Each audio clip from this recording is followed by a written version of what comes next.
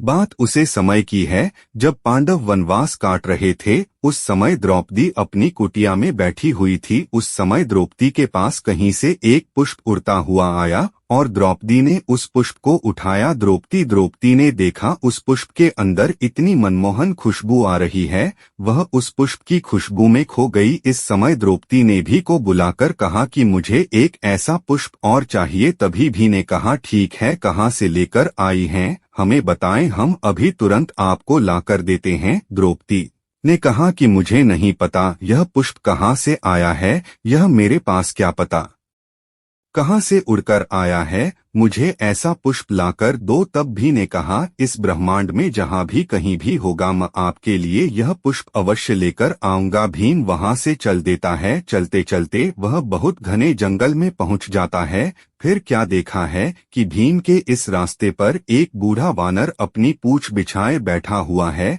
तभी भीम ने कहा ए वानर, मेरे रास्ते से हट जाओ और मुझे आगे जाने दो। तभी वह वानर कुछ भी नहीं बोला। भीम ने फिर कहा अरे बंदर, क्या तुम्हें सुनाई नहीं देता मैं क्या कह रहा हूँ, मुझे आगे जाने दो, मेरा रास्ता छोड़ो। तब मैं बूढ़ा वानर बोल निकल जाओ भाई। फिर भी ने कहा अरे वानर, तुम मुझको नहीं जानती मैं कौन हूँ। फिर वह अपनी बधाई करने लगा, अपना बखान करने लगा अपने बल के बारे में और कहने लगा कि मुझे तुम क्रोध मत दिलाओ, हटाओ अपनी पूंछ, मुझे जाने दो। तभी वह बूढ़ा बंदर बोला अरे भाई, तुम बड़े बलवान हो, जाता को पूछ और निकल जाओ। फिर भी ने उसे पूंछ को हटाना चाहा लेकिन वह पूंछ हिला भी नहीं सका। तब भी जान गया कि यह साधारण वानर नहीं है, यह कोई मायावी है, मुझे इसके बारे में जानना चाहिए। तभी भी ने कहा कि आप कौन हैं, आप एक साधारण वानर नहीं हैं, आप अपनी असली रूप में लिए और मुझे अपने दर्शन दीजिए। तभी वह वानर अपने असली रूप में आए। जब हनुमान जी अपने असली रूप में आए तभी भी उनके चरणों में गिरकर प्रणाम किया और कहा कि हे प्रभु, आपको इस रूप में मेरे लिए किस लिए आना पड़ा, इसका कारण बताइए। तब वह बूढ़ा वानर बोला भीम, तुम्हें अपने आप पर घमंड हो गया था, अपने बल पर बहुत बड़ा घमंड हो गया था, इसलिए मैं तुम्हारे उसे घमंड को तोड़ने के लिए यह रूप धारण करना पड़ा। तब भी ने हाथ जोड़कर कहा कि